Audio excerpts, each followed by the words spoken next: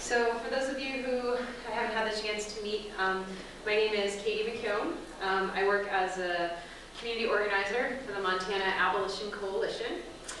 And thank you so much for being here and for joining us for this workshop. I'm really thrilled that a lot of you chose this workshop because it's just so important and informative, and I know I've learned a lot from these materials. So I'll just kind of be a little bit of a facilitator today, and I will introduce our fabulous guest in just a minute. But just to go over really briefly, thank you all for taking part in that activity. We'll return to it later, but let's just go over real quick, and we won't be facing this way too long. So the goals for this session. So our goals today are going to be to explore the historical and changing roles of murder victim family members in the abolition movement. Our second goal is to develop a victim-centered framework for understanding the death penalty. And our last goal is understand guidelines for victim interaction. So we'll just kind of keep those goals in mind. Hopefully we'll meet those goals. I know that our presenter, Jennifer, is going to be very open to questions. I'm very happy to answer questions relating to Montana's efforts as well. So please feel free to jump in and ask questions and things like that. So I'll walk back up here. It's kind of awkward. Okay. So I am so very, very excited that Jennifer Bishop Jenkins is here with us today. I was thrilled that she was willing to come out. She's actually from where I'm from originally, which is just outside of Chicago. So I got to go home over Christmas break and visit my parents, and I got to meet Jennifer for the first time. So she is my countrywoman, I guess. So I'm so thrilled to have her, and Jennifer has such a unique perspective in terms of the abolition movement, because she is, I think, first and foremost, a tireless victims advocate, and that is where she comes from. And so she is just this incredible abolitionist and so active in the death penalty movement. But she's so able to keep us focused on what are victims' rights, what's important when we're talking about victims, and what's ethical and what's correct. And so anyway, she's an inspiration to me, and I'm so thrilled to have her. And without further ado, let's welcome Jennifer Bishop Jenkins. I feel, thank you, Katie. Katie has been absolutely wonderful. Bringing me here is an honor. It's my first time to ever come to Montana. So I have been absolutely loving it. I don't want to go home. My husband is a former national park ranger, among other things, and we love the outdoors. We love camping. We do the Grand Canyon. We do Estes Park. We're coming to Montana next summer. This is fantastic. I love it here. I understand why you guys must love it here very much. And especially, I just have to say what a delight it is to see my dear friend Marietta again, who we have been friends for many, many years. An absolute joy. I wanted to call attention to the title of the workshop today because I want to talk about tokenism as we get towards the end of the presentation. We're going to talk about, I think, what has been a misunderstanding of the relationship that victims and abolitionists can have. And I think there's been a tendency in the abolition movement to be tokenistic about using victims. And so I really want to kind of push back against that and see what we can do with that. A little bit about myself. I think Katie is right to point out to you that my perspective is primarily not as an abolitionist. My perspective is as a victims' rights activist. I'm a victim advocate, a victims' rights advocate. My husband and I are probably unique, maybe along with Rennie, but then he's less so even. But my husband and I are unique in the movement, abolition-wise. We are actually prominent in the victim profession, in the victim movement. It's a huge profession, and yet we are abolitionists. And that is kind of unique, so I'm going to try to bring as much of that expertise. But there is a whole significant national movement working with victims of violent crime, and that would include people who work for prosecutors, people who work for state's attorneys, people who work for police, sheriffs, crisis response teams, sexual assault clinics, domestic violence, people who work in just direct victim services. It's a huge profession. There are, just in the county-based prosecutor employment alone, there are 83,000 full-time professional victim advocates in the United States just that work for prosecutors. And there are, probably 250,000 more that work in direct victim services in some other capacity. So it's a huge field. It's an academic field now. You can get degrees in victimology, and it's a very significant profession. Just most recently, after being a teacher for 25 years and working on gun violence issues, I'm now running for office. I am a candidate for the Cook County Board. If you guys know anything about Chicago, and Cook County is actually better known in some places as Crook County, I'm going to try to do my best to clean it up. I'm also just was appointed this last year to the U.S. Sentencing Commission's advisory group. I advise them on victim issues. I advise also the Victims' Rights Caucus for the U.S. Congress on victims' rights issues. I ran for 5 years a national program for victims of gun violence for the Brady campaign. And I've been with all of the major national and local abolition organizations. I wanted to acknowledge any other victims in the room, and I'm going to start with Marietta. If you would just tell us your name. If you had a homicide in your family, if you would be willing to self-identify, that would be great. Probably most of you have heard my story, but I live here in Montana, but many years ago I was living in Michigan and came out here to Montana on a camping vacation, and my youngest daughter, Susan, was kidnapped from our tent, and by a very sick young man who, after 15 months, was identified by a telephone call that he made to me on the first year anniversary of her disappearance. And eventually they were able to arrest him, and then went into his home with search warrants and were able to find incriminating evidence. And it turns out that he was a very sick young man and had killed many children. But for whatever reason, I'm the only parent that he ever called. And so I was honored to be able to participate in helping to get this young man off the streets, because he was a grave danger to the children in the community.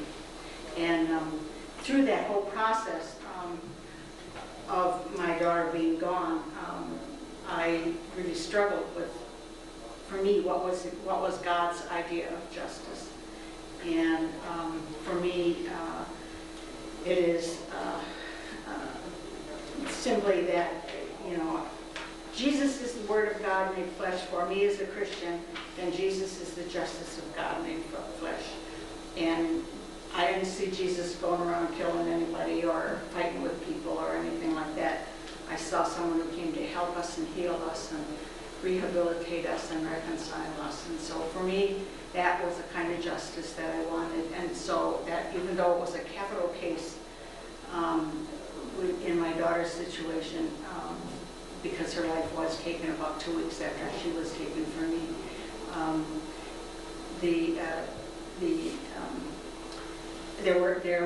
had just recently been enacted legislation permitting an alternative sentence for capital cases, which was not the death. I mean, there was the death penalty, but it was mandatory life imprisonment with no chance of parole. And by that time, that was what I wanted. Although in the beginning, I've been happy to kill the man with my bare hands. I mean, that's a normal, valid human response. And we got to start where we're at. And but it's just not healthy to stay there. So that's my experience with this issue. Thank you. You don't have to stand or anything, just who you lost. My name is Carol Malcolm, and my daughter was murdered in 2005 on the Flathead Reservation. It was a double homicide. And there was three boys involved in it. And one of the boys got sentenced to go to Boulder because they said he had a disability for 80 years. And the other one of the boys got sentenced to 2 life terms in prison without parole. And the third one, he got off easy because they said that he wasn't involved, but he helped with the bodies. And I felt that he should have got the same court time as jail time as the other 2 because he was there. In many states he would have. In many states. Thank you. Thank you for telling us. Anybody else in the room that's a homicide family member or survivor? Well, thank you both for being here, lending to the reality of this. This is my sister, her husband, and there are actually 3 people in this picture, although it only looks like there are 2. This is not the best picture of Nancy Bishop Langert and Richard Langert that I have, but it's my favorite because it was taken literally within minutes of her bounding in the door of my house and saying, "I'm going to have a baby." She just had found out that she was going to have her first child, and you can just see it in her face, can't you? Can't you just kind of see that, "I'm going to have a baby," especially it was particularly happy because she was the youngest of 3 girls. I was the oldest. There's another sister, Jean. So there's 3 sisters. Nancy was the youngest. And she was always the last, the hand-me-down clothes, the hand-me-down car, And so she was the first of the 3 of us to become a mom. And so this was she didn't even walk through the door. She floated. She was so happy. And Richard was just the same. They were the happiest guy. We actually found this film in the camera 2 years after they were killed, and so this is very special, even though it's a faded picture. Actually, let me just leave it here for a second. Nancy and Richard were murdered on April 7th, 1990. If you can do some quick math with the date, you'll know that just this last week was the 20-year anniversary. We had a front page, I should have brought pictures out of the Chicago Tribune did a front page article on it. Nancy and Richard we were all out celebrating my dad's 60th birthday. They went home to their townhouse that they were living in. And when they walked in their townhouse on a Saturday night to go home, she was 4 months pregnant by this point. They walked in their townhouse, and when they came through the door, they saw a man sitting in their living room, dressed in black, holding a .357 Magnum. He actually had all in black. He was wearing a black trench coat, a black knit cap, and black leather boots and gloves and pants, and he, very costumed like a killer, took them at gunpoint down to the basement of their townhouse, holding the .357 Magnum point blank to the back of Richard's head. And as soon as they got to the bottom of the stairs, he fired and quite literally blew Richard's brains out. And I just have to pause for a second here at this point to say that later, after the crime cleanup, all of that happened, I was the one that actually was the first person into the townhouse and cleaned up the remnants of that. And there was a moment for me about that was just life-changing, I'm sure you can imagine, finding myself on my hands and knees in that basement floor, cleaning that up. I went to the morgue to identify their body. I've never seen what a .357 Magnum can do to the back of, can do to a human head. It didn't, Richard's head was gone. There was nothing but a massive flesh left there. It was unrecognizable. It was an unbelievable thing, and I think about how Nancy had to see that, how the final moments of her life, she was only 25 years old. She, they had everything in the world going for them. They were the nicest people. They had tons of friends. They had a great life. They lived in a safe, beautiful, prosperous community where crime almost never happens. And she had to watch that. And then he turned the gun on her. She was begging for the life of her baby, crossing her arms over her pregnant belly, please don't kill me, please don't kill my baby. And he pointed the gun directly at her abdomen and fired. And later, when we did the autopsy, we wanted to find out the name. We wanted to bury the baby with its name because we knew the boy and girl names that she had picked out. The bullet had actually hit the fetus so directly that it exploded the fetus. We could not even tell the gender of the child. This was before DNA.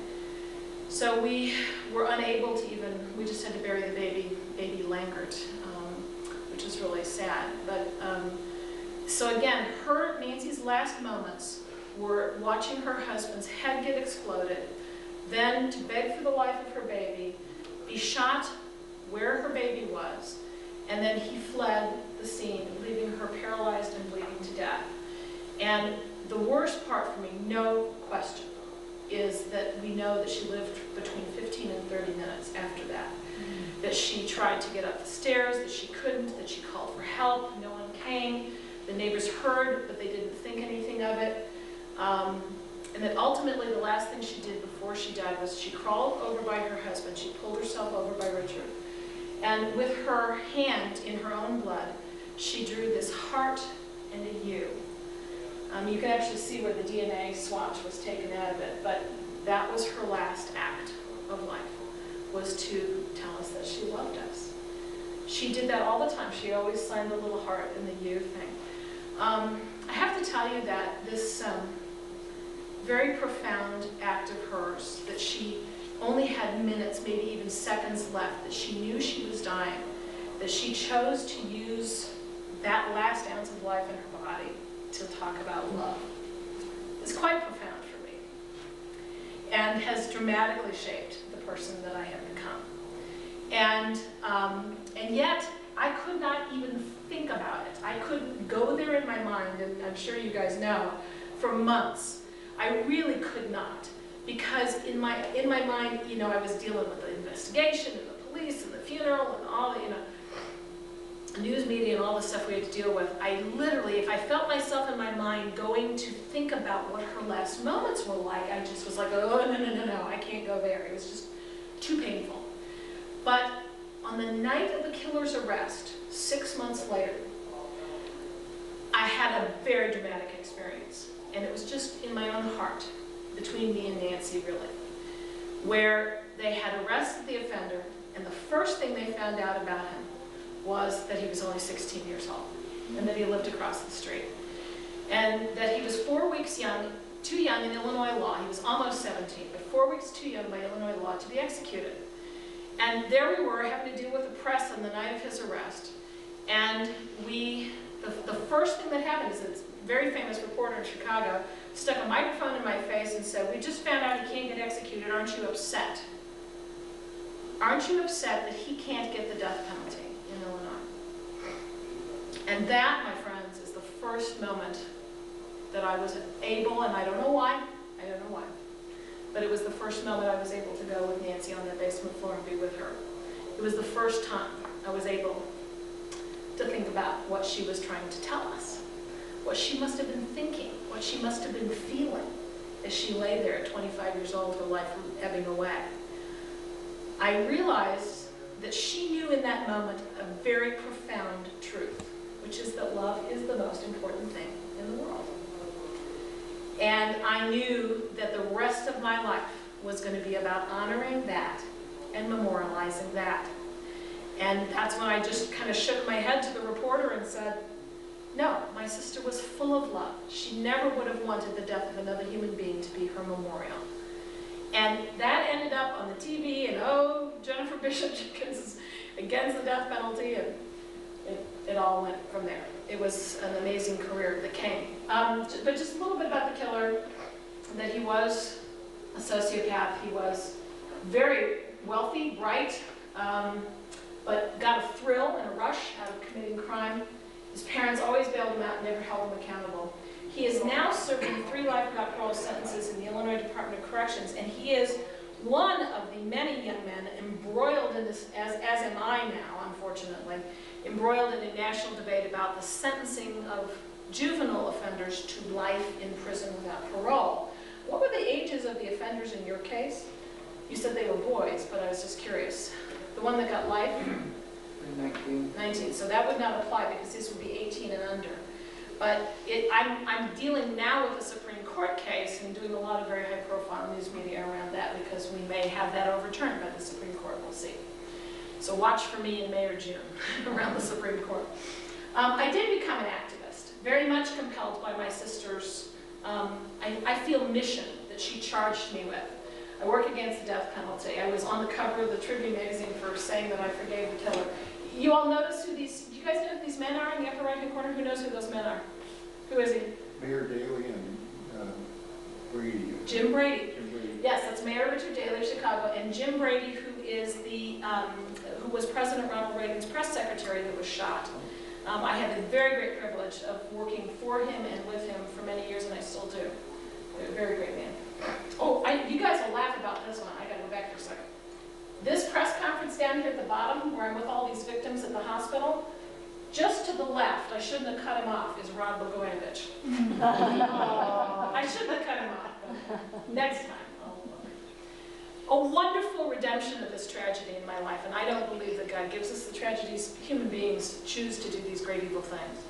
But I do believe that God allows us to redeem these tragedies. And redemption of tragedy for me, besides getting to be here with you all and getting to have friends like Marietta, the real redemption for me is that I got to meet this man, Bill Jenkins, whose son was murdered in Virginia in 1997. He's the author of the book, What to Do in the Police Leave, A Guide to the First Days of Traumatic Loss, which you can get. It's the best book for victims out there, and it has been an amazing, amazing gift to me to work across the country, Bill and I together on this team. His son was shot and killed in a robbery, and he's, being your classic college professor, he wrote a really good book to deal with it. Okay, let's talk briefly, very briefly, about what victims are. Just so you know, there's 2 aspects I want to focus on today. One is the legal aspect, and the other is the psychological. Legally, being a victim is a term that is recognized in law. It's the only term we've got, and I really get tired of this sort of whole, don't play the victim, or, oh, victims, you're whining because, oh, you're being the victim, and, it's like a disempowering thing. No, the victim is the word in law for a person against whom a crime has been committed.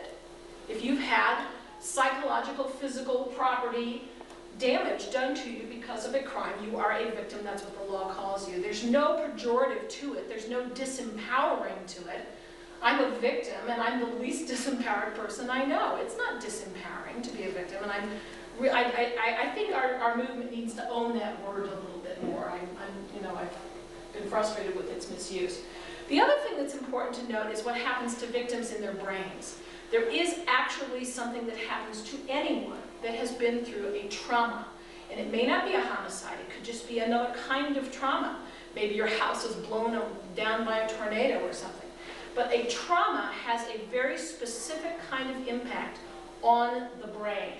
And so one of the things that is important to understand about victims is that they are neurologically and psychologically different than everybody else. Because of, and it can vary depending on the seriousness of the crime and the seriousness of what happened to them. But there is a permanent effect that is led to it. And if you've ever taken psychology in college, maybe you've heard of Abraham Maslow and his hierarchy of needs. This is a description of what a healthy human being looks like, their needs being met. And if you understand Maslow, each of these, you have to have the one below it in order to have the ones above it. You can't be working on your master's degree if you're starving to death, okay? You have to have these in order. And what happens with victims is that this rung right here, this very basic safety and security needs, is literally ripped out from underneath them. And everything above it topples, okay? And so just think about that in terms of your interactions. It's just important to note. And obviously I'm flying through stuff that most people get, PhDs in, so we're just kind of skimming the surface here. But just to give you a sort of a colloquial understanding of how the brain has changed. In a normal event, like we're sitting in a room having a conversation, this is a normal event.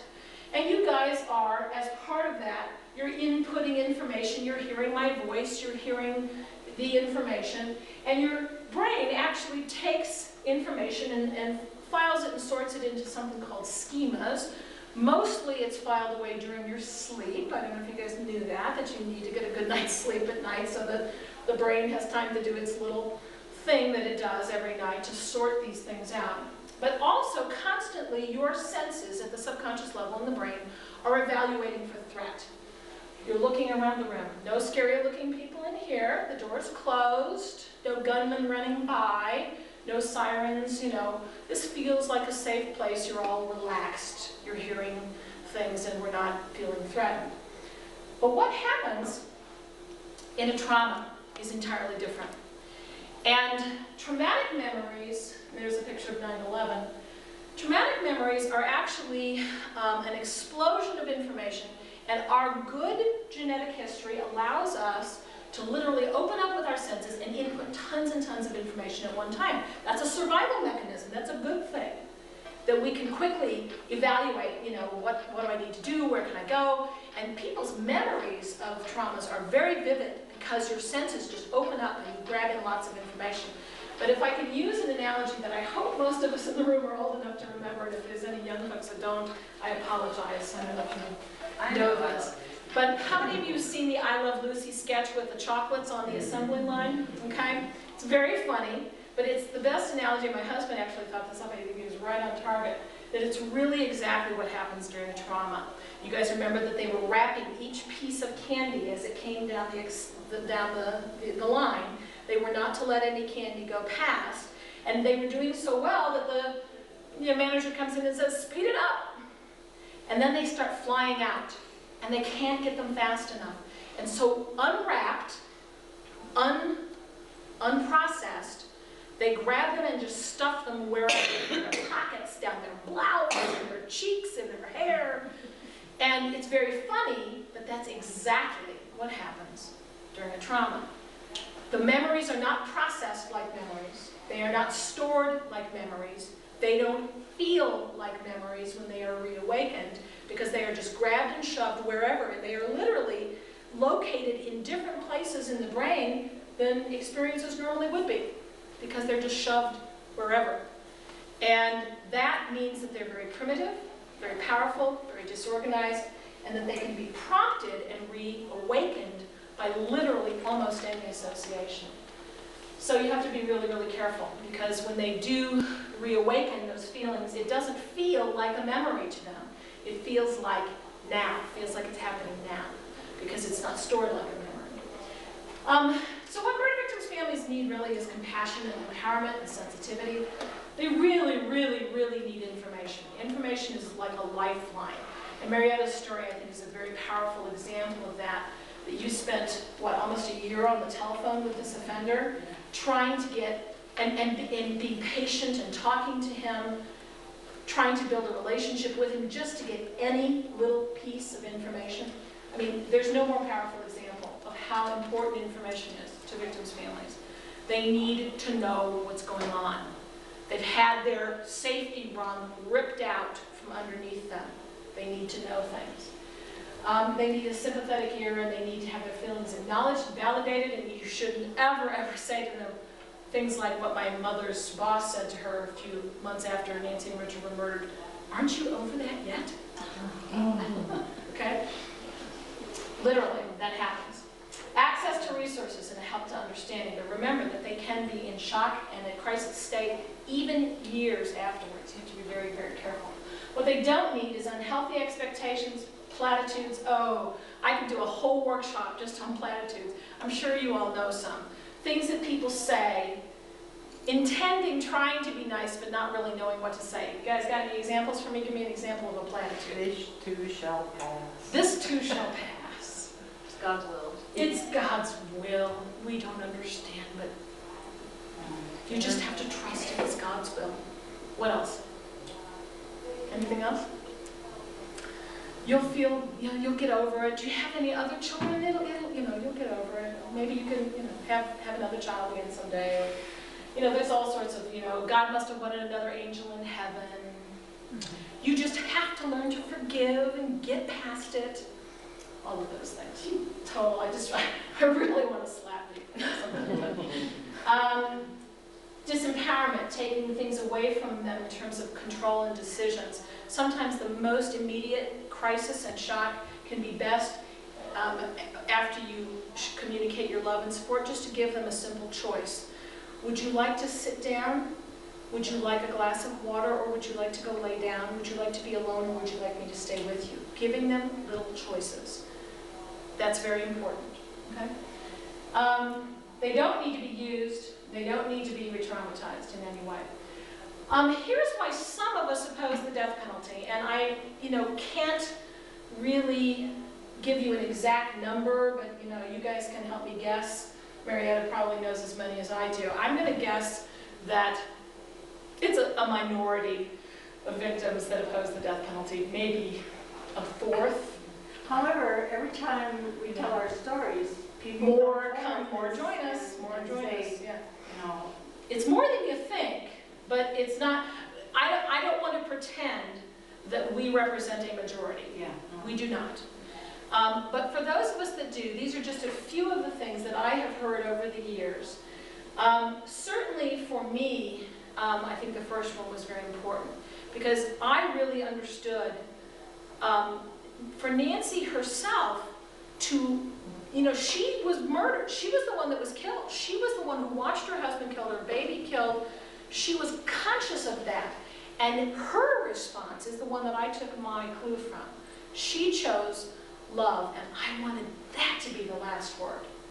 That is her last word on it was the last word on it, as far as I'm concerned. So that's, for me, the reason. Victims often, I think, come for very pragmatic reasons, to understand that the death penalty just lasts longer. It takes decades sometimes to get through the system. We've got some victims, until Governor Ryan cleared off death row in Illinois, we had some victims that had been waiting 28 years for some resolution. That's a horrible thing to do to families. Sometimes it has to do with how we memorialize our loved ones, or our understanding of justice. For example, the symbol for justice in our country is this blindfolded woman with the scales, right? And she's on our courthouses and so on. And you think about, obviously, justice is a very elusive concept and a very difficult one to understand. But to the extent that we understand it as being about balance, the death penalty is the one that says, okay, Nancy, Richard, and the baby are dead. Your daughter, dead. Your daughter, dead. But we're going to kill this guy here, and that's going to make it okay. What an insult. What an insult. Exactly. I think it's an obscenity to suggest that to victims. Killing this guy is going to fix, balance out, make up for that? No. In a way, to oppose the death penalty as being wholly inadequate as a response. The reason why I was so, I think, thrown into this moment with this reporter asking me how I felt about the execution issue right there, I wanted to say how inadequate that is in the way of a response. So I think that we can talk about totally wanting to be about the victim and recognize fully in that moment the complete and utter inadequacy of what the death penalty is. It actually replicates the very act. Like if you have had somebody killed, to kill, you've heard the old saying, why do we kill people? We kill people to show that killing people is wrong. The Star Trek fan in me, Mr. Spock, says that's illogical. It's illogical. It doesn't even make sense. It puts violence and death and killing into more people's lives. And as you really, I think, well pointed out, Marianne, it's really not healthy for you physically. The death penalty actually makes the case last longer. It limits the fiscal resources in your state. It requires you, I've actually had prosecutors say, you just have to hang on to your anger. Just hang on. If you love them enough, you can stay angry long enough. Okay, that's a horrible thing to do to a victim. To require them to stay angry for years. Because anger is basically, and I did a whole workshop on this at the Bereaved Parents at the USA conference a couple of weeks ago. Anger is a transitional emotion. It's a very appropriate emotion to take you from situation A to, whoa, bad news, new situation B, okay? Like you're driving along the street and somebody whacks you upside of your car and you're angry, okay? Because here in situation A, my car was fine, and now in situation B, my car is wrecked by this guy. I'm angry. That's a transition emotion. It's a very appropriate emotion. It's not meant to be lived in forever. It's only meant to be taking you from one situation to the next. It does divide families. Some families are for it and against it, and then they end up turning on each other about it. It's used politically by elected officials to advance their own tough on crime agenda. It impacts our humanity to actually think about and spend time on wanting somebody else to die. It delays their ability to grieve. Families actually put off grieving, thinking I'm just going to hang on until that execution happens.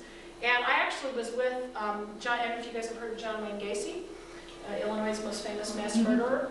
He, and I'm sure you guys all get my point that none of you probably know any of his victims. But I was with some of his victims after the execution. They waited 15 years in some cases for the execution, delaying their, saying, I'm not going to, one father wouldn't go to his son's grave until the execution. He said, now I can go to my son's grave. And he actually told me the next day, I called him, I said, do you feel better? He said, I thought I would, but I don't. I mean, he had to put off dealing with that for that long. It's just it's not good for them.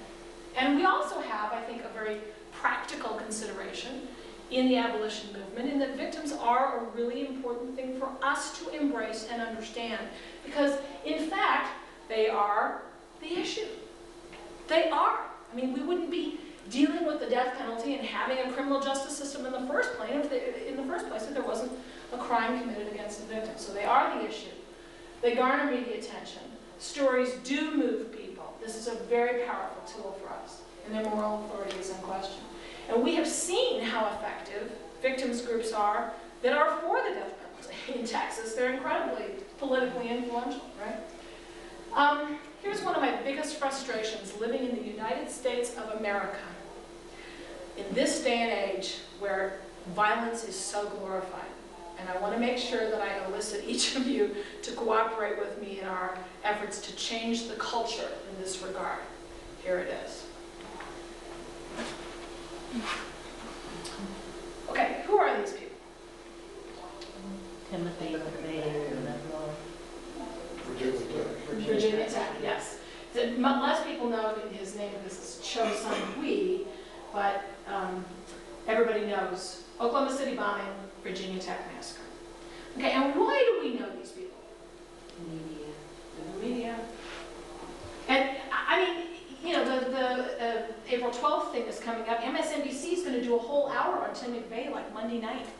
I just want to call them up and say, what are the people doing? On NBC, the day of the Virginia Tech massacre, the tapes that Cho had made, they played them while the people were still being pulled from the rubble, okay? The families were still worrying about if their daughters were going to live or die, and NBC puts this on television. They hadn't even notified all the families. By the way, there was an NBC boycott by those families all over. But you all know who they are. We all know who they are. Who are these people? victims. Well, you guys know that because of the workshop you're in. But do you know their names? Do you know their stories? These are the Virginia Tech victims, my friends. They are the what? The Virginia Tech victims. The largest single single shooting incident in U.S. history. This is, for example, Rima Samahan, she was in musical theater. I've seen videotapes of her, I've met her whole family. She was stunningly beautiful. She could dance and sing she was going to be extraordinary. She was probably going to go on to Broadway. This young man, Ryan Clark, who was the resident assistant in the dorm, and at 7:30 in the morning, still in his underwear in his dorm room, heard a shooting at the end of the hallway, and with no thought to his own safety, ran down the hallway to see what had happened, to try to save the kids in his floor that he was in charge of, and he was killed. Or this man, whose story I can't even tell. This is Professor Liviu Librescu, who was a Holocaust survivor and who came to the United States and taught engineering. And on the day of the massacre, because the shooter picked the one building on campus that didn't have lockable doors, he picked that oldest building for that reason, Professor Librescu put his body like this, up against the wall, while he shouted to his students, "Get out, get out!" And he forced them to run out the window, and he stood there and took bullets in his back as the killer tried to get through the door, and he laid down his life for his students. Why is it that we know this man, but we don't know these people? Because they're the victim. We have to change that in our culture. Okay, now, very quick. I'm taking way too long, so I'm going to move quickly through this. When we do the work, I hope I've persuaded you of the value and the importance of working with victims. One of the things I want to be careful not to let happen is, just to tell you briefly what I think went wrong in Illinois. We had, of course, a lot of attention on the death penalty in Illinois. We had a governor that ended up clearing up death row because of it. And we should have, by now, have had abolition, but we don't. And the reason is because there was a very strong offender advocacy. We have, a lot of crime in Chicago, 50,000 people in Illinois prisons, a lot of violence. We have a huge offender advocacy community. And almost immediately after we got the moratorium and Governor Ryan clearing off death row, those offender advocates began to focus on life without parole instead. And they've been pushing for the last 5 years to end life without parole in Illinois, instead of working for abolition with a pure focus. And that has been divisive for me. I've had to break with some of my colleagues over this issue. I really want to just raise it as a question and as a warning to you. When you commit to working victim-centered abolition, you are taking on a certain obligation to be true and pure to that support. And I think that there is an obligation that we have about victims' rights. I watched abolitionists who had used me and my sister happily for many years to tell our stories to advance their agenda, who immediately, as soon as they started going after life without parole, which I personally support, which my sister's killer is serving that sentence, they were very, very willing to be absolutely drop us like a hot potato. It's extremely traumatizing. They lost all their victims, not just us. But I would just ask you to think about the LWOP issue, the victims' rights issue, and remember that the title to this presentation today is that victims are stakeholders. They are key stakeholders. We're in the middle of a public policy debate. Senator, you know all about public policy debates. There's a lot of issues we have public policy debates about. The death penalty is a public policy debate. But in all public policy debates, stakeholders belong at the table in the conversation. And if victims of violent crime are not stakeholders in this conversation, folks, I don't know who is. We are key stakeholders in this conversation, and we belong fully at the table. Couple of quick caveats when you talk to victims. It's really, really important for abolitionists to remember not to be really focused on the offender when you talk to victims. That can be very hurtful. They really do not, it doesn't help Let me give the example of the Benetton ads. That was an abolition approach where they put the death row inmates, they put their artwork up, their poetry up, they put them up in fashion clothing, they try to advance their humanity. We don't want to execute these guys, they're real human beings. I get that as an abolition strategy. You can't really do that to victims. It's glorifying the killers again. So I would just be careful about that strategy. Be careful when you talk with offender advocates who want to talk about the offenders as victims.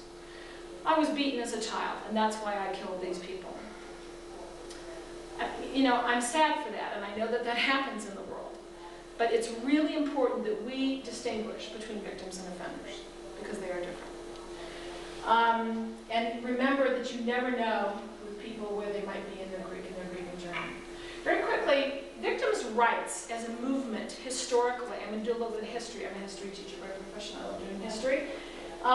Very important to know that the whole idea that victims have rights began really at the same civil rights movement time in the 60s, with the idea that they are an oppressed class, that they are a somewhat marginalized and a troubled group of people in some cases.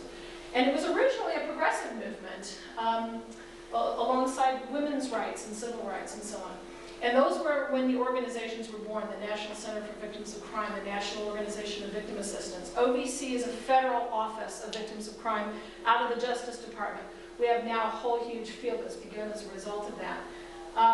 Now, the victim advocacy movement is mostly tied to professional prosecutors' offices, and has had a tendency to become more to the law and order side of the political spectrum because of that. But the good thing is that over the last several decades, we have ensconced it clearly as a right. Now, in all 50 states, there is either good, strong statute protecting victims' rights, or there's a constitutional amendment. You guys should know that Montana is one of only 17 states that doesn't actually have it in the Constitution. So we have some work to do, but we actually have some good statute here, which is good. And there is, of course, federal law and all sorts of other agencies. I'm actually one of the people that is most responsible for the human rights movement, articulating victims' rights as a human right. I actually urged and worked with the Human Rights Watch organization to do a study and publication that they credit me with, which connected to the idea of victims' rights and human rights. So that's one of my prouder accomplishments in my work.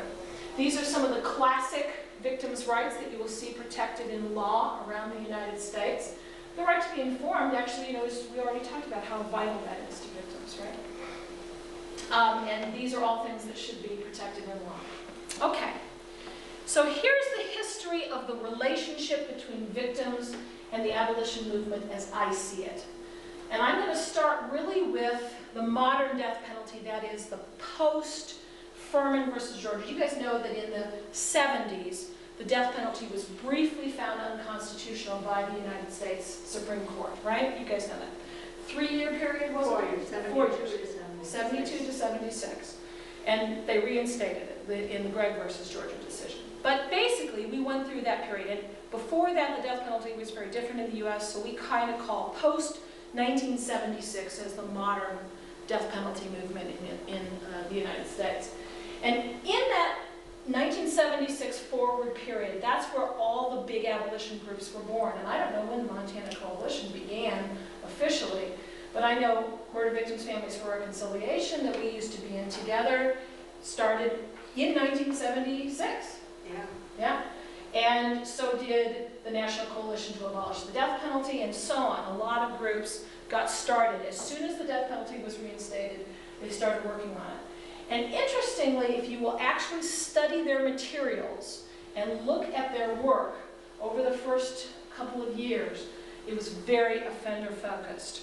They talked about the inmates, they visited the inmates, they did the artwork and the poetry and it was all about the humanity of the offender. And that was the strategy, the tactic that they used to try to abolish the death penalty. Humanize these people so that they won't want to kill them. And you know what? It didn't work. It just didn't work. They went decades using it. You'd think that the old, the old acronym about you don't you keep hitting your, if you do the same thing over and over again and expect a different result, you're insane, right? They kept doing this over and over again, and nobody abolished the death penalty. No state, okay? It just didn't work as a strategy because there's a certain percentage of people that actually will always be moved to care about their fellow human being, but there's a whole lot of people that don't care, especially if you kill people. They don't care about you. They're just fine with you going away forever, whether that means behind bars or to be executed. It was an ineffective way to do abolition. And it was actually hurtful to victims. And there really was not any, because of the glorification thing we talked about, okay? There was no real understanding. And they actually saw, many people in abolition saw the victims as oppositional, as adversarial. Phase 2 really began because of Murder Victims' Families for Reconciliation, because of Marie Deans, because of Rennie Cushing, because of people who began, that were victims' family members who were also abolitionists, who stood up in the movement and said, victims need to be embraced, they need to play a part, and look how politically beneficial they can be for you. And then the groups started going, oh, wow, I could put a victim out. This looks good. Okay. And they were doing that. But it never advanced beyond tokenism. It never advanced to a real, changing who we are as a movement. Putting them out there, yeah. But actually having them dictate the way we think about this or changing our priorities, no. I am trying to move us as a nation, and I'm one of many, to, I hope, and I think we're there, phase 3. And I really want you to know, and Katie is one of the best examples of this I do now, the reason I flew on 2 airplanes over a whole day from Chicago to come here is because you guys are in phase 3. You're one of the states, and it's actually obvious from the outside. You are obviously trying to do this victim thing right. And for that, I commend you. It's why I'm here. I just am so proud of you. I'm so grateful. There are states who have done it right. New Mexico, New Jersey, they have gotten abolition. New Mexico actually put a bill together that abolition was tied to funding for victim services, that all the money being spent on execution would then start being spent on victim services. And the whole point of the bill, the whole lobbying of the bill was, we need more victim services, and we're going to find the money here. We're going to take it from the death penalty. And that was the whole marketing of the bill. They didn't even talk hardly about abolition. They didn't even have the abolition debate. They just said, we need more money for victim services. Where are we going to get it? Here's where we're going to get it. That's phase 3 thinking, okay? And that is what I think, I try to think of a name for phase 3. Integrated, where victims are fully a part, holistically, organically, of what it is that you do, who you are, what your priorities are. And that's why I use the word integrity, because integrity means like an integer in math. It's a whole number. It's a wholeness. It's a oneness. There is no separation. We are murder victims' family members, all of us. We are about that. This is who we are. We're going to work on life and death issues, and God, I commend you all. Anybody, I mean, we were dragged into it kicking and screaming. The rest of you guys are all volunteers. You're amazing. That you would volunteer to work on such agonizingly difficult issues voluntarily. This man is a hero. Yay. You are phase 3, integrity and service. So here's what I think it looks like. I think victim-centered abolition looks like Mahatma Gandhi's satyagraha. And I'm going to be the social studies teacher here for a second. If you've ever studied it, go home and look it up if you have. How many of you have heard of satyagraha? Anybody? Okay, the educated, the Eastern thinking educated among us. Satyagraha means literally truth grasped. And it is Gandhi's, he made the idea famous. I don't think he really invented it, but he certainly made it famous. The Hindus believe in karma, that you can actually, that there's a cosmic law of cause and effect and good and evil, that if you do good things will come back to you. If you do bad things will happen to you. Satyagraha is the idea that one person can do good, and that good builds up like a karmic bank account, where you can then later spend that good karma to change people and the world around you. That's what we are doing. We are going to be of service to victims so that in being good and doing good, we will change the world. And whether or not you believe in karma, and whether or not you believe that it works spiritually, I do know that this is truth. That in fact, it is truth grasped. That if you are good, and if you do good, and if you are, that you can influence the world around you, that you can change people. Victims should actually be at the heart of your team. They should be part of your decision making, your day-to-day work, your messaging. That's why I know you guys are already doing it in Montana. And I guess I should just say, other state groups, folks, are not doing this. Other state abolition groups are not here yet. That's why I'm in Montana. Because a lot of them are not there yet. They just haven't gotten this piece figured out yet. They're especially effective in law enforcement relations, by the way, which is a key population to win over. But the value you place on them is going to clearly be reflected in whether or not resources are actually going to them, okay? So to be of service to them, certainly we're going to be talking with Katie, and she's very expert on that. She's already working on it. Finding what the needs are, finding out why it is that victims' rights are not happening in Montana. What do we need to do? What more do we need to do? But remembering that at all times, the main thing victims want is for their family and their loved ones to be remembered.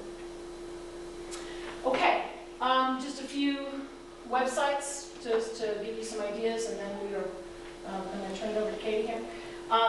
Websites that I have put up to be of service to victims, IllinoisVictims.org and JLWRPVictims.org. That's just for the victims of the teenage killers. These websites have nothing to do with the death penalty. They are strictly victims' resources and information that I put up to be of service to victims. There's wonderful groups, Murder Victims Families for Human Rights, which you can, actually is victims opposed to the death penalty. There's victims' rights resources. All of this is copied for you. And the victims, there is actually a victim services person here in Montana that is working on helping to advance victims' rights, and Katie's already in touch with her, Sally Hunt. Thank you all very, very much for the work you're doing.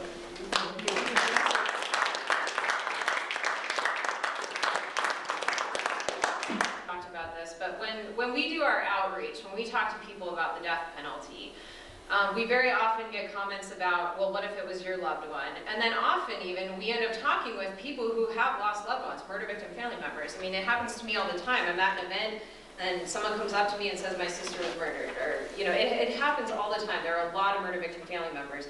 In our outreach, we are able to discover all of these issues that victims deal with.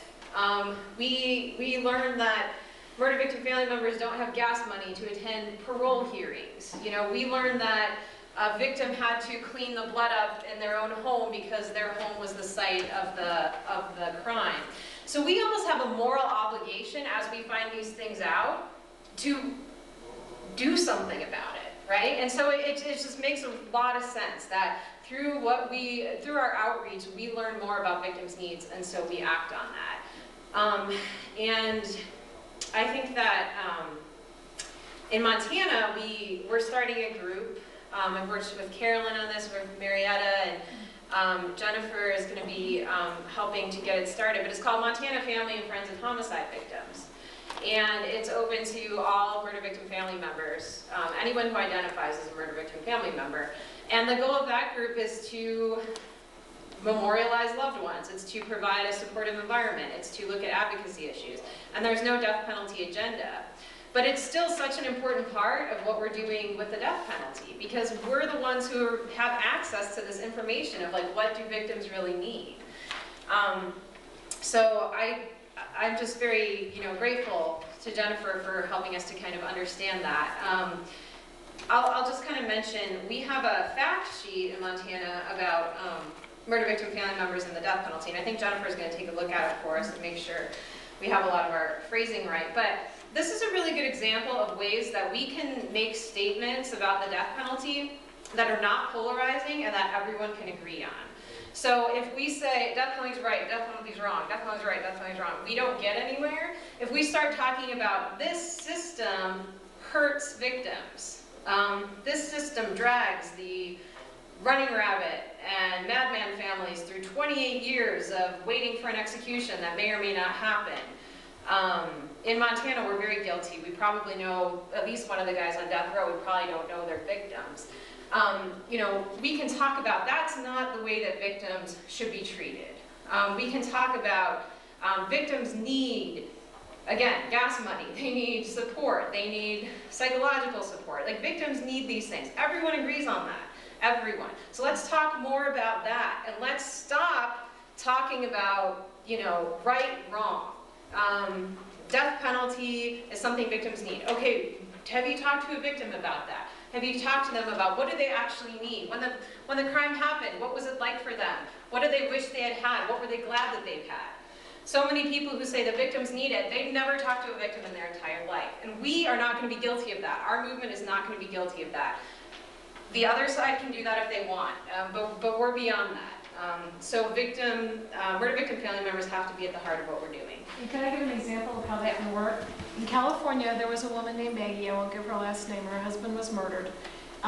She very, very angry. She lost everything, because he owned his own business. In fact, he owned a gun store, and he was robbed because of that. And that business sustained them. He didn't have any, real insurance or anything. He was self-employed. The business was their whole income. She was extremely angry. She got right to work with Crime Victims United of California.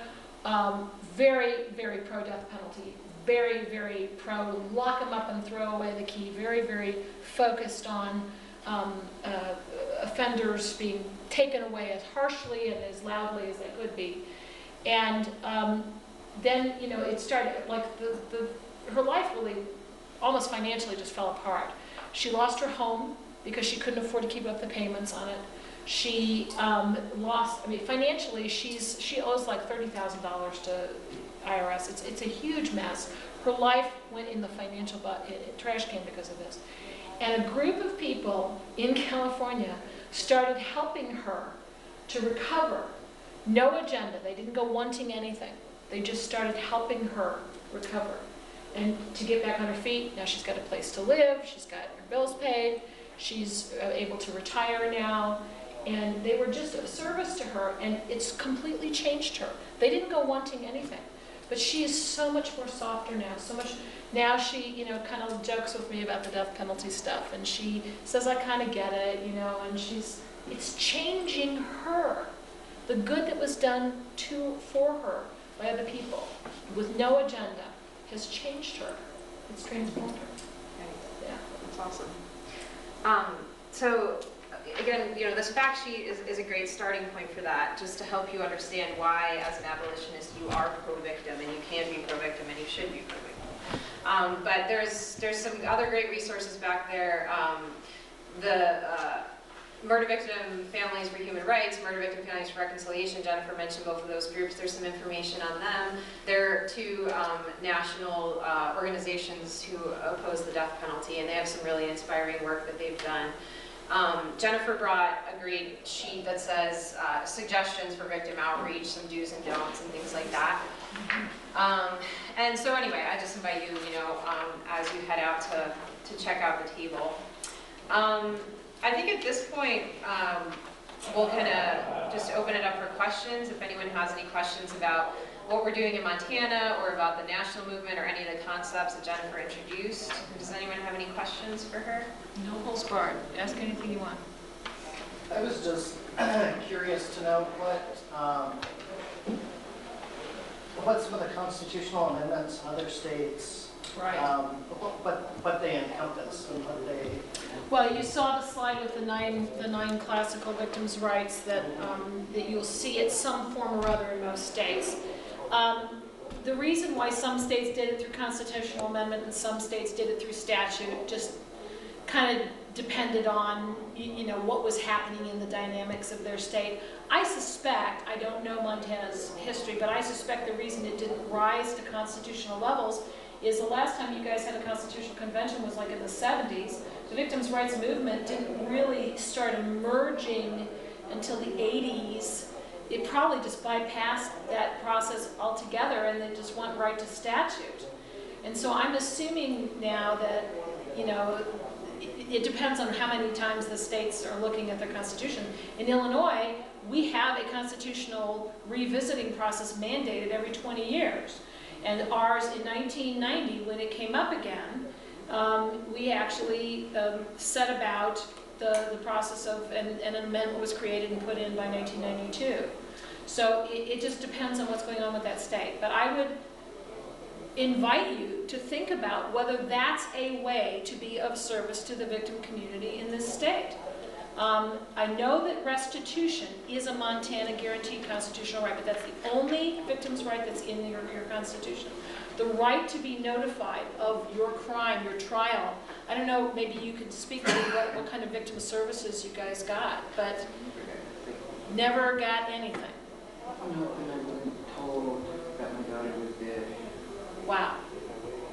So, I mean, what we want to do is listen to the victims in your state, talk to the people like your friend, what was her? Sally Highlander. Talk to the people who are doing the work and the people that are experiencing it and find out what they need. And, and if it needs to go to a constitutional amendment, that would be a great, way to be of service. I know that there's a huge national support network for that, and you would get lots of help if you chose to undertake that endeavor. California just passed it last year and a half ago, Marcy's Law, Prop 9. Big, huge push for enforceable victims' rights in their Constitution, and it's a great. Oregon did it a few years ago. Arizona did it. It's still very, very trendy currently. I could put it this way. There was our tribe gives a amount of money to when somebody dies and doesn't have no Crime Victim Compensation Fund. It's not crime victim compensation fund. Really? It's just what everybody gets. Everybody, all over. Anybody dies, they get this money. Oh. So they penalize us. This is something like, okay, let's say your mother, your grandmother, because this is your family, your tribe, gives you $100 so that victim writes it. Oh, your grandmother gave you $100, so we're going to take this off of here. Wow. So they said, well, you got $5,000 from your tribe, so we're not going to give you nothing. Because you already got some money. You're kidding me. So the crime That's victim what they compensation money, they are taking tribal money and deducting Yeah. that? Oh, that sounds like a wrong that needs to be righted. That is, Yeah, that sounds like and it really hurts too, because you have a lot of Take a people. note, Senator? Take a note. Is this a senator over here? Yes. What's your name? This isn't really right at all, because and it really hurts because you have a big family and people come from a far away and you have to feed all these people that money. I had to, right now my daughter, she's been dead since 2007. All she has is a ring of rocks around her. I can't afford a headstone. Oh my gosh. So I had to make one. I made one just recently. But now I'm trying to figure out how to put the cement and make it stick in there. How much does a headstone cost you guys? $5,000 is one of the, like a really nice one. Well, my daughter's is a big one, and the crime victim paid for that one, and that was $1,500. I think we need to raise a couple $1,000s for this woman to have a headstone, you guys. I'm very moved by the fact that your daughter does not have a headstone, and I would like to work with you on that.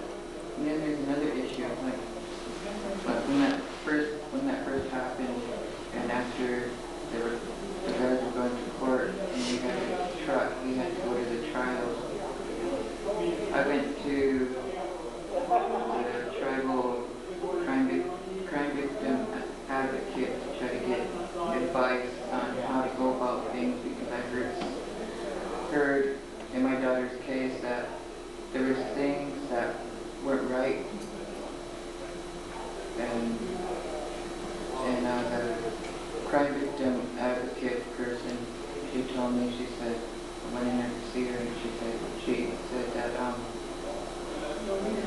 Well, your daughter was killed on a homicide, not a domestic abuse. And so, again, you didn't get those services or those resources. Well, I just want to say again that I'm so inspired by the work that Katie's doing with the coalition to do exactly what we've been talking about, that I came all the way out here just to be supportive of her work. So I know that we will address this. I know we will. I have to say, in my years of experience of going around and talking to victims groups, victim support groups, I often find that if they are provided for by government or correctional system policies, they have an agenda, and that is to keep the people keep the victims angry, and so that they'll cooperate with the prosecutor in going for the death penalty. And I think that's something that, and I don't know if that's true. Now, you've met with Sally. I haven't met with Sally yet, but I mean, I think that's something that we need to be aware of. That I spoke to a group in Virginia, and they were the group was started and financed by the sheriff's office, which was just trying to keep the people angry and cooperating with the prosecutor so they could go for the death penalty. And so, I mean, I think we need to be aware of who's sponsoring the support groups, and call them on their agendas if they are inappropriate for victims. Well, I think, and Jennifer mentioned that a lot of the victim witnesses are really housed in prosecutors' offices. And so there's kind of in some ways, a conflict of interest there. There is. And the book, Dignity Denied, do you see it on the table there? Can somebody hold that up? Dignity Denied. That book is about that very problem. The structure of the way we've put victim services into prosecutors' offices, which is in some ways a necessary relationship legally, because it's the person that has to keep them informed about when the trials and the hearings are and all that, and help them prepare for, So there's a natural relationship there, but the problem is that immediately taints with an agenda the victim services. And I don't know what the numbers are here, but in Illinois, you don't even get a victim advocate. Cook County has so many crimes that you don't even get a victim advocate unless there's going to be a trial. So 80% of victims of violent crime don't get a victim advocate ever, never see a victim advocate, never talk to one, don't even know about victim services, because either in 80% of cases, either there's a plea bargain, or the offender's dead, or the offender's never caught. So only in 20% of the cases do they even see a victim advocate, and then maybe not for 2 years or 3 years until the trial's going to start. So it's a real serious resource thing, and yet there's thousands of prison guards, thousands of probation officers, tons of resources for the offenders, you see. So this is the problem. When this happened to my go there, I mean, for us, they guarded us. They didn't care about him. They were guarding him, and nobody touched him or looked at him. He's the one that did all wrong. When we found out all the stuff that was wrong with him, it was bad, and it gave me the thing that these families that are like that need to start teaching their kids right from wrong from the start, and quit. When they're in the school, they let him get away with everything, and then he goes home to a terrible household where his father would burn him with cigarettes, and then go take him to town and sell and get pills and sell the pills and torture him. I mean, I'm talking sexual and every kind of stuff. Something like that. I would never believe some of the things when they gave me his report was that fake of things that this murder, they raised a murderer to murder. And I made a thought in my head, this boy, for once he was only 19, is at peace in the Lake County jail. That's the only place where he could be at peace. Because his home was rotten. You go in there, it smells like urine, pee all over. And he was like, his dad was a biker kind of guy. He liked to beat his wife in prison. everybody, everything. It was so bad, and this is what has to be done. Something needs to be done. If the schools are going to let these kids be unnoticed and send them into homes like that, they need to go into those homes, get this kid a better home. He didn't need to be in that home ever. Was he a foster child? He was not a foster child. This is why you guys are all so heroic for taking on this work, because as you can see, it has tendrils into so many. I mean, this is so Okay, now this is integral going to to really, the life and I death hate to issues say of our this in state. front of, oh, sorry, all you people are here, but I mean, this is how this man taught his son. He was supposed to hate black people and hate Indians, but yet they live on a reservation, and they bought land on the reservation. That's where he's trying to bury her, on that land he bought on the reservation. Where he did this thing where the KKK or something, he peed on her body. It was getting, and it's gross, things would get grosser and grosser. And this is what he was taught by his father, and his father died a couple days before that. He never got a love from a father, and all he ever seen was his mother get beat up. This isn't the way we raise our kids, and that's not good. My daughter had to die just to bring this out, and I'll bring it out. If I have to go everywhere, to every school and tell them, you better teach your kids right from wrong, and you better teach the parents, get them to classes, parenting, teach them how to raise their kids.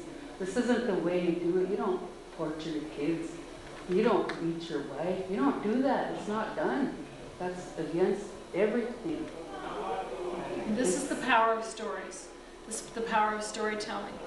It was When awful. we make sure that these stories are heard around the state, how clarifying is that to your legislators about what is important? That is clarifying. And I think what a lot of people want to say is, well, it's okay, we have the death penalty.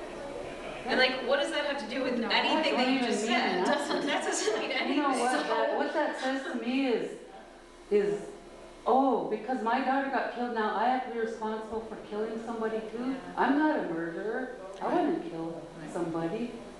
If he did it, he's trying to show you what he did because of why he did it. Why did he do it? Okay, let's go back to when he was born. Let's go up to when it happened. What happened to him? This is where it's got to start, at the bud, when he's a baby. When he was just in the third grade, he was up on the roof. He was jumping on the desks. He was beating up kids in school. That's where it's got to start. Not say, oh, okay, well, one of these days you're going to get the death penalty anyway, so go out in the hall, you know. We don't care about you. He needed love. Yes. Really a healing thing. It's one of the most healing things for people. I mean, just If what I she's talking can liken back to the trauma and the I Love Lucy and the chocolates and all that, and how traumatic memories are laid down in the brain, you know the only therapy for that, that never goes away. But what you can do is replace it with new memories that are normal and healthy. Every time I tell Nancy and Richard's story, I lay down that story in a healthy place, in a place that's associated with meeting all of you all, with a wonderful time together, with meaningful work. Every time that Diana can tell the story of her daughter, every time that Marietta tells the story, every time that Carolyn tells a story about your daughter, every time it moves those memories, it makes new ones. It's really important that we get those stories told. It's very cathartic. Now, do you have to do it through activism? Sometimes, yeah, whatever works. You know, some people are very private and can't talk about it. But obviously, being able to help them to make sure this doesn't happen to anyone else, I know that's motivated us to make sure that this kind of thing doesn't have to happen to anyone else. Like they wanted me, they think, oh, it's because your daughter got murdered, we're going to give you Zoloft. Zoloft, big deal, yeah. big deal. Yeah, I just took the Zoloft and I threw it away. I said, Good for if you. my daughter had to go through some pain, you know, I want to feel it too, you know, because she did it, so I can do it for her. I don't want her Zoloft, and that just costs money. So that's redemption of tragedy, all of it. being here together is redemption or tragedy. It doesn't help to do that. What I would like to see is, oh, is this what happened? Okay, I'll see what I can do about, you know, get these families so they don't raise their kids like that. It's, you know, like today I seen a boy, he was started a fire and his parents got really mad, and I said, don't get mad at him, just give him some love. You know, if you love them and Take time to find out what's going teach wrong. him, tell him what can happen if you make that fire, it can burn your face or it can burn a house down and it destroys things. But don't start beating on them. It isn't going to help. You know, that's all you do is make them mad and angry and they want to make a bigger fire. You had another So thought? there goes something off that. I just was kind of, you know, I've not had, I had trauma in my life, but not the trauma that you have. But I just had a whole bunch of questions, like just visiting the graves, you know, like the man, and I'm not sure what with your sister, but I don't, you know, I guess even as a member of a neat church here in Missoula and the medical community, many things, I'm part of the Missoula Family Violence Council. I don't really totally know exactly what would be the first thing to help. You know, be present if I know them, but just more as a community. Well, I gave, the list is a few good ideas, memorial, in whatever ways you can help them memorialize. My husband's book, if I can borrow this for a second, dear, has a really, really helpful 2 pages at the back called How to Help a Friend in Grief. And there are 2 pages that are free, copyright free to Xerox, that you can make a handout like this that tells some very specific things that you can do.